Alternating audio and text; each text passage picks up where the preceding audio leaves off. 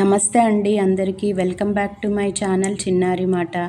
ఈరోజు దోశ ఐటెం తోటి మనం స్నాక్ని తయారు చేసుకునే విధానం చూద్దాము.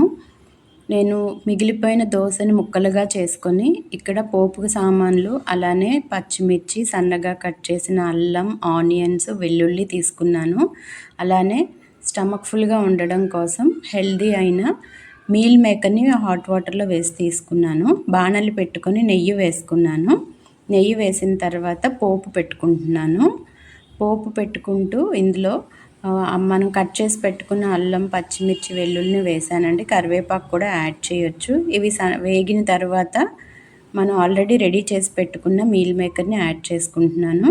కావాలి అంటే మీరు మీల్ మేకర్ని సపరేట్గా ఫ్రై చేసి పెట్టుకోవచ్చు. తగినంత ఉప్పు యాడ్ చేస్తున్నాను. దోశల్లో ఆల్రెడీ ఉప్పు ఉంటుంది కాబట్టి కొద్దిగా యాడ్ చేస్తున్నాను. అలానే పెప్పర్ కూడా నేను ఇక్కడ యాడ్ చేస్తున్నానండి. కారం యాడ్ చేసుకోవచ్చు, కానీ నేను ఇక్కడ పెప్పర్ యాడ్ చేస్తున్నాను.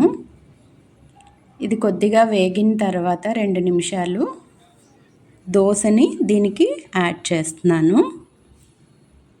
యాడ్ చేసుకొని ఫ్రై చేసుకుంటున్నాను.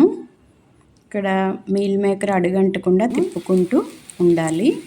కలియబెట్టుకుంటూ దోశని యాడ్ చేస్తున్నాను. దోశ కొద్దిగా క్రిస్పీగా అయిపోయిందండి. దానికి క్రిస్పీగా ఉండాలి అంటే అలానే ఉంచవచ్చు, లేదా కొద్దిగా వాటర్ యాడ్ చేసుకోవచ్చు. దీన్ని చక్కగా కలియబెట్టుకొని టేస్ట్ కోసం నేను ఇక్కడ ఇడ్లీ పౌడర్ని యాడ్ చేస్తున్నానండి. లేదా మీరు కొద్దిగా సాంబార్ మసాలా కానీ అలాంటివి కూడా యాడ్ చేసుకోవచ్చు, టేస్టీగా ఉంటుంది. పొడి యాడ్ చేసిన తర్వాత కొద్దిగా వాటర్ని యాడ్ చేస్తున్నాను. ఒక 1/2 కప్ వాటర్ని.